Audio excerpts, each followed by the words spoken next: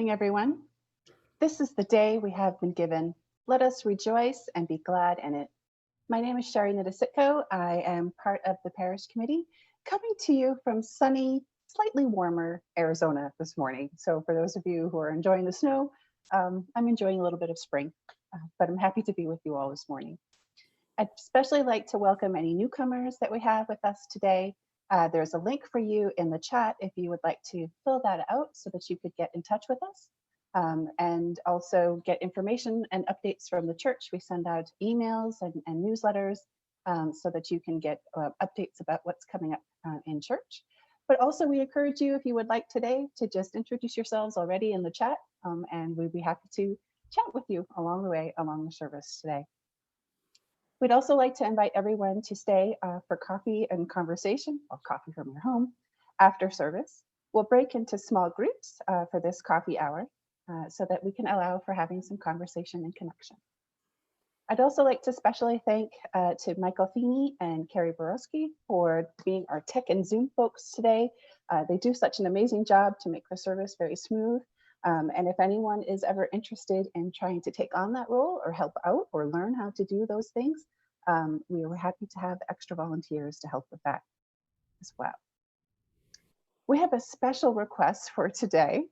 So just to prepare you in advance, if you need to be prepared for this, that for the today's story for all ages, Pam will inviting us to do some art.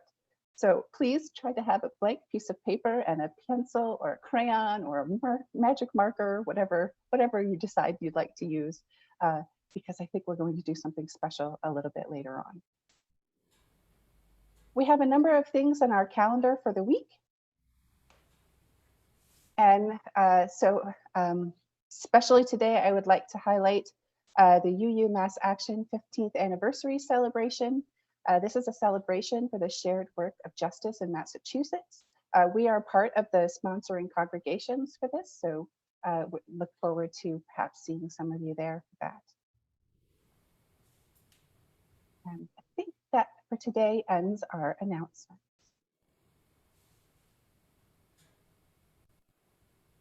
So at the heart of our life together is a promise of how we will be together.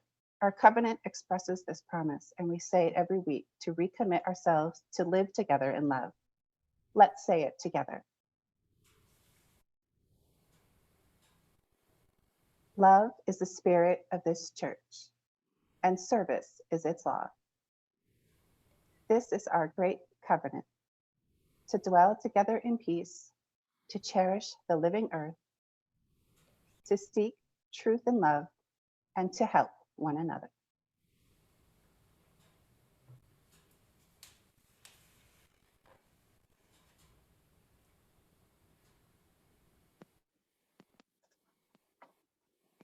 For our worship series, we are lighting our chalice, which Pam has made for us at the time of our installation. It's made of clay, shaped with images of shells and waves and glazed and fired, and it reminds us of the power and beauty of transformation. May the fire it holds for us warm each of us through these days of change.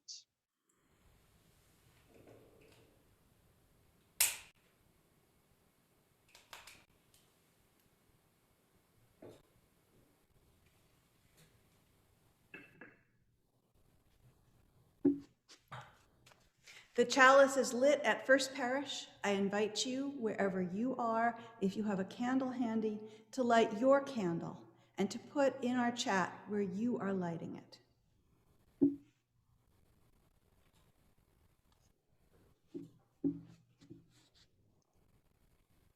Each of us, like the bottles and vases on our communion table, is a vessel. But in our case, we aren't meant for water or flowers. We are holy vessels of embodied love.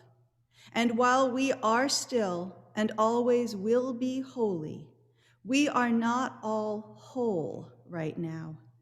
The events of the past year have shattered our sense of wholeness, body, mind, and spirit, like a glass vessel fractured into pieces. So as we begin our UU version of Lent, this year we are using it as a season of healing.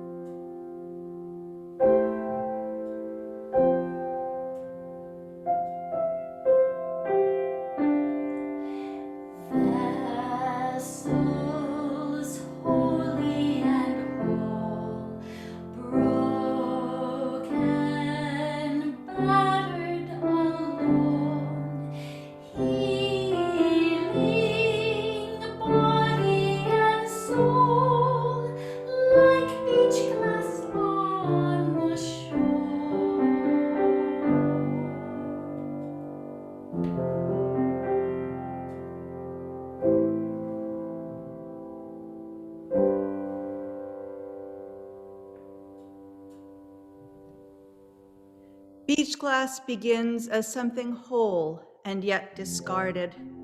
As it is tumbled by the sea, it is broken and polished until it becomes a treasured mineral gem. We do not believe that suffering is necessary or sent by a divine being to temper or test us. But we do know that suffering is a part of life. No life is without pain or suffering. We cannot stop it from coming to us or to those we love. But when pain comes and brokenness enters our lives, we can choose how to respond to it. Will we allow the breaking open to reveal a new treasure, or will we expend our energy trying to piece the fragments back together to what was? Beach glass offers us our image this season of beauty come from brokenness. In a year when the pandemic and so many other events have broken open our lives and our society, over the next few weeks, we look at ways to heal. But first, today, we begin with what has broken. Let's join Beth now in singing Vessels Holy and Whole, which she just sang for us.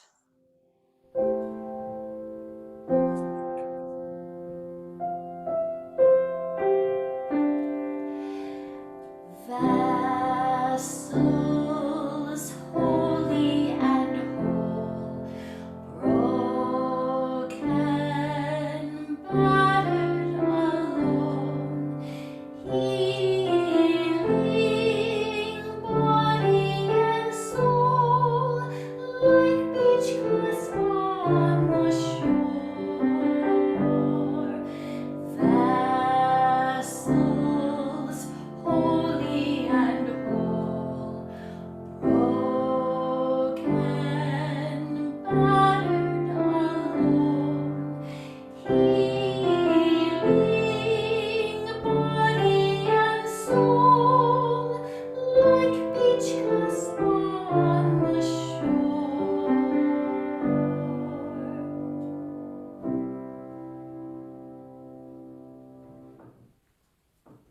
In our UU tradition, Lent is not a time for deprivation or punishment, but for self-care, care that helps us remember that we are holy vessels. Some take on spiritual practices, times for meditation, prayer, reading, yoga, Tai Chi. Some root themselves again in their bodies, setting aside time for preparing nourishing meals, physical activity, walking in nature. Some renew connections, using the season to reach out to family and friends. Only you know what will help you to heal. In our services this season, we'll look at some of these practices, but each week will include the important practices of singing, breathing, and silence. I invite you now to close your eyes or look at the flame of your candle as in silence now we sense and acknowledge our yearning for wholeness.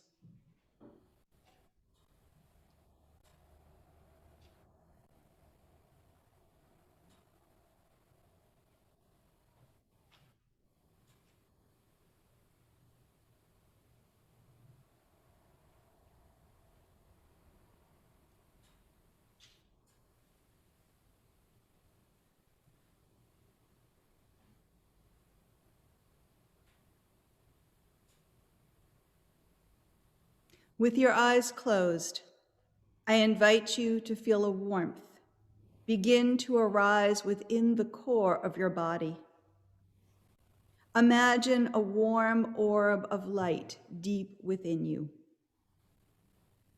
This warm glow begins to emerge from the recesses of your inner being to fill and flood your whole body until your skin is glowing with it, radiating outward. You are surrounded by light. Feel this warmth wrap you as a blanket. Now imagine the warmth that surrounds you, extending to those who may be near to you.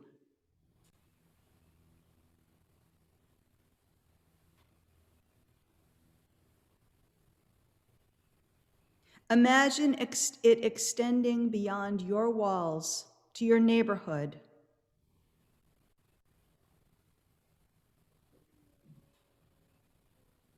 to the wider community,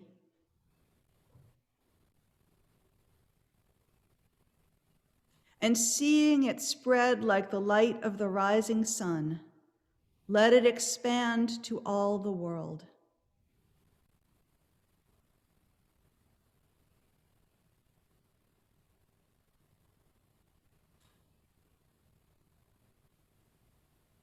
Keeping this warmth within and around you, I invite you to open your eyes and let's join Beth in singing once more about our holy vessels.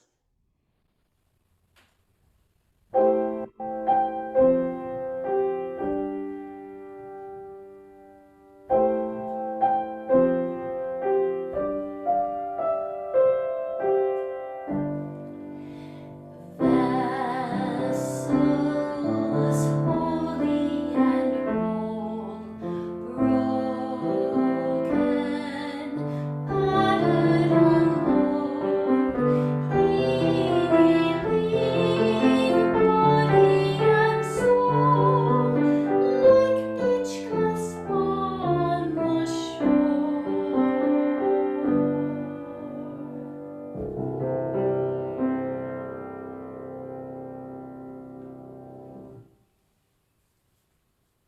As Beth plays our music for contemplation, which is Coming from the Fountain by Enrique Granados, I invite you in our time for joys and sorrows to name the people or events which were in your heart during our meditation, writing your joys and sorrows in the chat while Beth plays. If you don't have any to share this week, you are welcome to respond with words of care to what someone else has shared, or to continue to meditate on your own.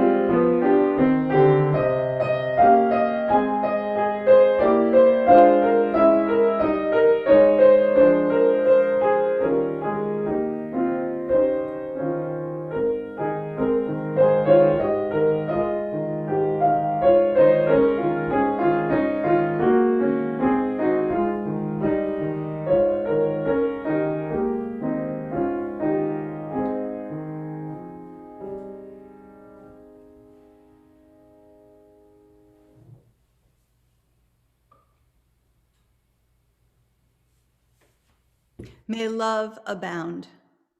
Would you join me in our unison prayer, saying after me, we give thanks for being. We give thanks for being here. We give thanks for being here together. And we are together, even though you're out there and Michael and I and Chuck today are in here. If we were actually all here together, this is the time in the service where I would invite the children and anybody else who would like to join them for a conversation down front. It's also the time where, if you have one handy, I've invited you to have a blank piece of paper and a crayon or a pencil, whatever works. But if you don't have one, you can just sit and watch and think through what we're going to do. But before we start doing stuff, let's take another moment to breathe. And I'm not talking about just the way we normally breathe, in, out, but true breathing. When we inhale, we take in oxygen, which our bodies need. But when we breathe, something more happens. So start by taking in a deep, slow breath through your nose. Hold it for a couple of seconds, feeling the breath in your lungs. And now slowly breathe out through your mouth. Can you feel more peaceful already? Can you feel more grounded, more open? Let's do it again. Breathe deep, hold it, and then let it out through your mouth.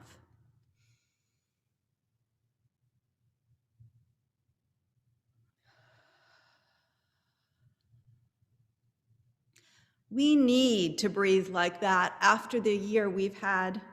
We've all had to give up so much, and we've all found ourselves taking on new things, learning new skills to get through this hard time. Our bodies are tired, our minds are on overload, our souls are weary. What we need right now is healing. And a very important part of healing is telling the truth about what hurts. So think about it. Imagine you're not feeling well and somebody takes you to the doctor, and the doctor says when you get there and go into the office, says, so tell me about what's bothering you. Are you in pain? Is your stomach upset? Do you have a fever? What's wrong? And you, instead of describing your symptoms, say, oh, nothing. Is the doctor going to be able to help you or anybody else? Before we can be healed, before we can help ourselves and one another to feel better, we have to name what's broken. So this is where, if you have it, you can get out that sheet of paper and your pencil or crayon. And on one side of the paper, you can draw or write some of the hurts that you're feeling because of this last year. Maybe it's sadness that you haven't been able to see your friends or your grandparents or adults. Maybe it's grandchildren or children. All of us are missing friends and one another. Maybe you've missed games or a gymnastics competition or a recital. Maybe you're frustrated at having to be on screen so much. Maybe you just wish you could have some time to yourself. You're tired of being with your parents and your siblings all the time. Maybe you wish maybe you're alone and you're upset that you need some time with other people. Whatever it is, write or draw it on the piece of paper. And I'm going to do it too.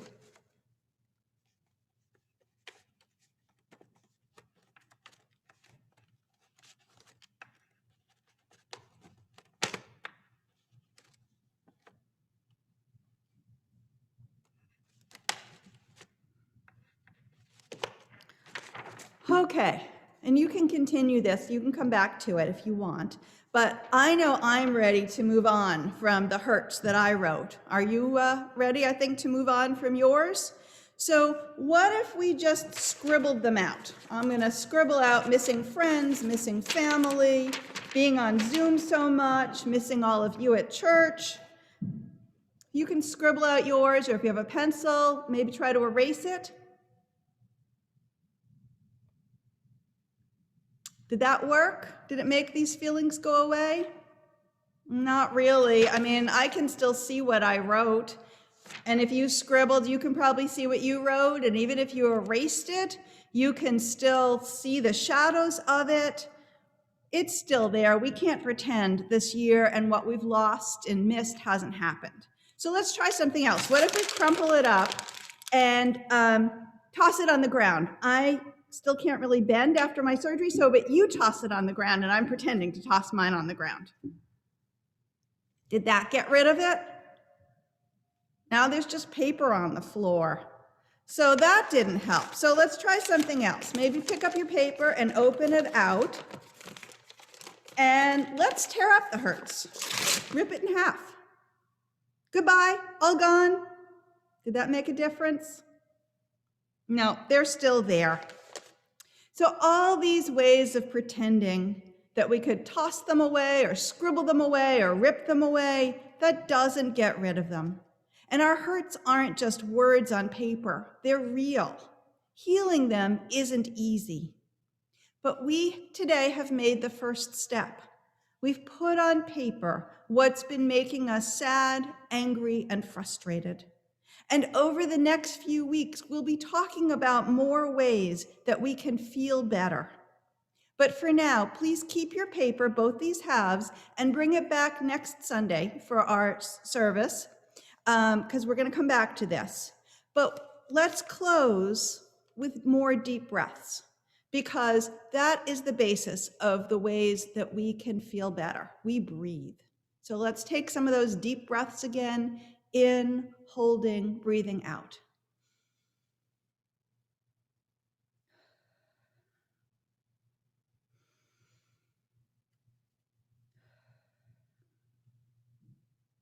That feel better? I hope you're feeling more grounded. And music and being in nature also help us feel better. Our choir offers us both those ways of grounding ourselves in their anthem today, Now I Walk in Beauty, a traditional Diné prayer set to music by Greg Smith. They recorded this outside last fall, and Beth put it to beautiful winter images for us.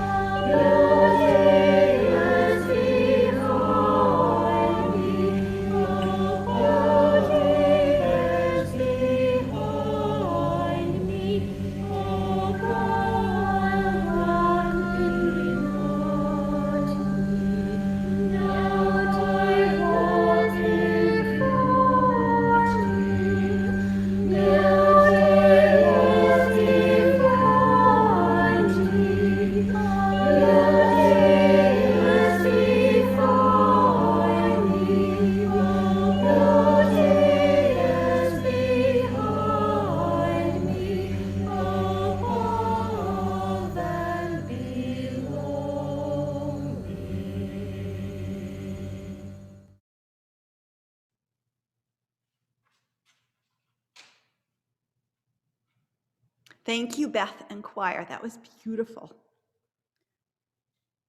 So let's move from imagining ourselves walking in those winter woods to imagining yourself instead walking on a beach in summer, just after high tide. As the waves recede, they deposit stones and shells. Still wet, they shine, making me at least pick up more than my hands can easily hold. Last summer, after a visit to my aunt's beach home, I came home with stones to give to the parish committee at our retreat as a reminder of what grounds them at First Parish. There were lots of stones, but though I watched for its sparkle, I didn't find any beach glass on that visit. Fortunately, I guess, beach glass has become more rare in recent years as we recycle more. But when I was a child walking that beach, we often found sea glass. My aunt taught me to understand when a piece was ready to be collected and when to toss it back into the ocean. Only when the edges had been smoothed and the glass frosted was it ready to be taken home and put in the jar which still sits on her kitchen counter. It's still there, filled with the glass I and her other nieces and nephews found, filled with pieces tumbled and transformed, cobalt blue, sea green, white, bronze, and aquamarine. Someone described the connection we feel with sea glass this way. Ordinary pieces of tableware or beer or soda bottles are flung into the ocean. Years pass, or decades, and then one day there it is upon the shore, a small shard from one of those long ago discarded objects. Shifting currents have rounded its edges, abrasion has polished its surface, exposure to the sun has altered its hue. And so, when we happen upon it, here amidst the shells and seaweed, we can't help but laugh with joy at what seems a miracle, this ordinary fragment of silica that time and adversity have transformed into something beautiful. Isn't that a miracle we want for ourselves and our world these days? Broken, battered, storm-tossed, and sand-burned, will something newly beautiful emerge from our lives and in our world? Over the next few weeks, we're going to look at how we can be part of the process of helping that new beauty come into being. But to start, we have to look at the broken pieces, as we did during the Story for All Ages. We have to grieve that what was is not what will be. The glass is broken. Even if we were able to put it back together, and do we really want to in all cases? The cracks will still be there. Yes, sometimes the cracks can make it more precious, as in the Japanese art of kintsugi, where gold is poured into the cracks. But then still, what has been transformed into something still broken, but beautiful. As Parker Palmer wrote, wholeness does not mean perfection. It means embracing brokenness as an integral part of life. We need to focus on that wholeness, not perfection, as we consider healing, for much cannot be put back together. Nearly 500,000 people in this country have died of COVID-19, part of the 2.5 million lives lost worldwide. Others we love have died of different causes. We cannot get them back. In many cases, we weren't able to say goodbye or gather with family and friends to mourn, remember, and celebrate. We have all lost time with loved ones, missed celebrating birthdays, anniversaries, and holidays. In isolation, we have been deprived of the casual interactions which helped us to feel connected in our community. The conversation in line at the post office or Shaw's or Lucky Finn, chatting with neighbors or with other parents on the soccer field or at gymnastics or a recital. We have lost jobs or found work scaled back. Businesses and restaurants have closed. Children have lost time with teachers and peers. College students have attended classes from their dorm rooms or childhood bedrooms. Those of us who live alone long for time with others, while those who live with others long for time alone. We have not gathered together in this sanctuary for over a year. I feel your absence every Sunday. These are some of our personal broken pieces. I know each of you has others particular to your lives, and if you're comfortable, you're welcome to share what you are mourning in the chat. But the pandemic illuminated many broken places in our social and government systems, in who we classify as essential workers and how we treat and pay them. Who is able to take time off when they are sick? The lack of childcare? Who can take time to support a child through the online school day or homeschool completely? And now we are seeing it in who has access to the vaccine. The death of George Floyd last May opened the eyes of many who hadn't experienced or seen it before to the extent of racism in our country. Once we saw, we couldn't stop seeing. And we saw not just the reality of violence, but the disparities in living conditions, access to health care, education, and work more clearly.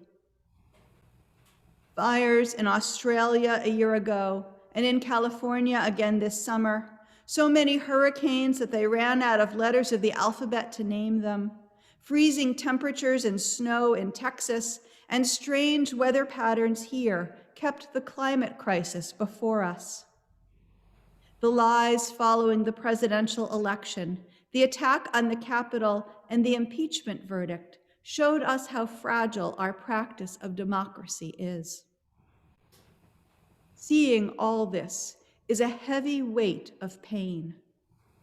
But other than the pain caused specifically by the pandemic, none of this was new. Many of us just hadn't been compelled to see it before. We were able to live as if it weren't part of our lives. So though it is hard, we need to see the broken pieces for what they are, not to put them back together as they were, but to understand how we can be part of the process of creating something new. And the good news is, seeing clearly, naming the breaks, is the first step in that process. Each piece of sea glass has a story of breaking, change, and new beauty, but it is still broken. Each of us has a story of breaking, of pain and loss. The question which comes to us this year and always is, how will we work with what is broken in us and in our society to build not perfect lives or a perfect world, but lives and systems which recognize and care for the beauty in each one of us? This is the question we will explore and begin to answer over the coming weeks. And as we do that work together and on our own, we will be carried by the love which holds us all. Let us ground ourselves again in that love as we sing our hymn, "There is a love in everyone."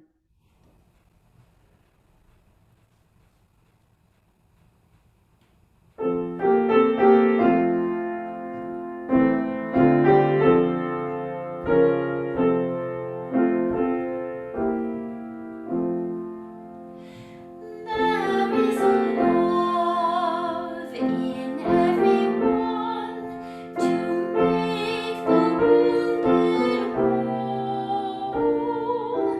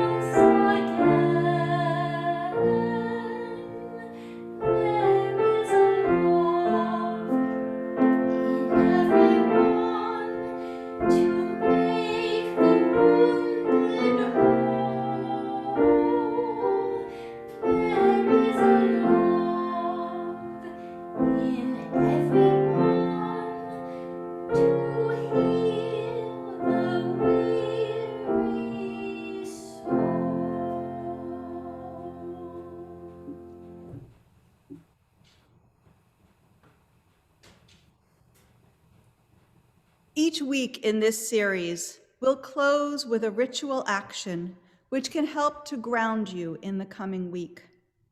These rituals call for a piece of beach glass.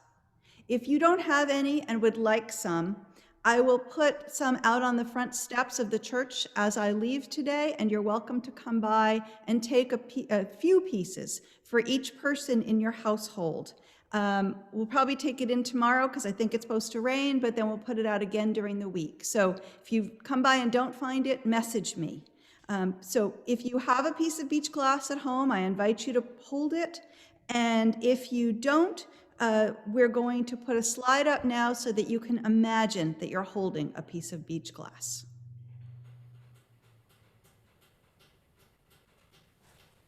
Wholeness will look different for each one of us, just as it does for beach glass.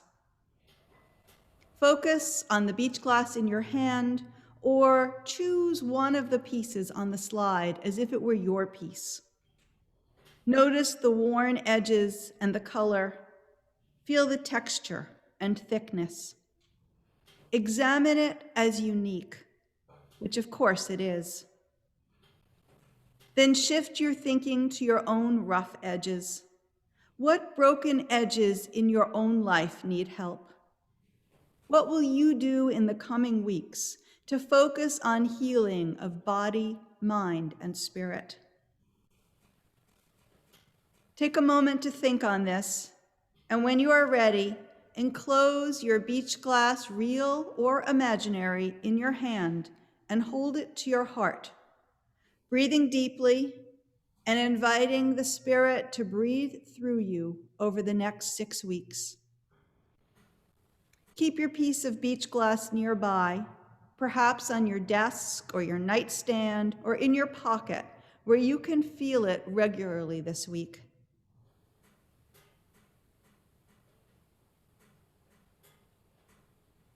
And now let's join Beth in singing our final hymn, How Could Anyone?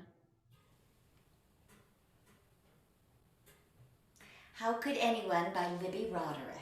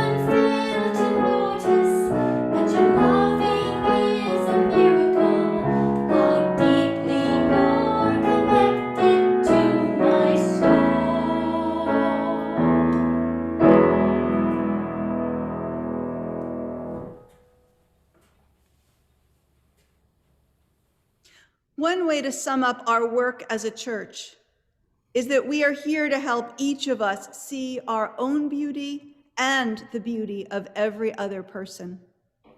I invite you during Beth's closing music to support the works of our church with a financial donation and to support during this season the work of Partners in Health, which provides healthcare and healing in this country and around the world to those who need it. And now, beautiful ones, as you go forth into your day, may you know yourself held in love, in a love which flows through you and within you and around you, and may you offer that love to those whom you encounter, and may you receive that love as it is offered to you. Go into your day in the strength of that love. Go in peace.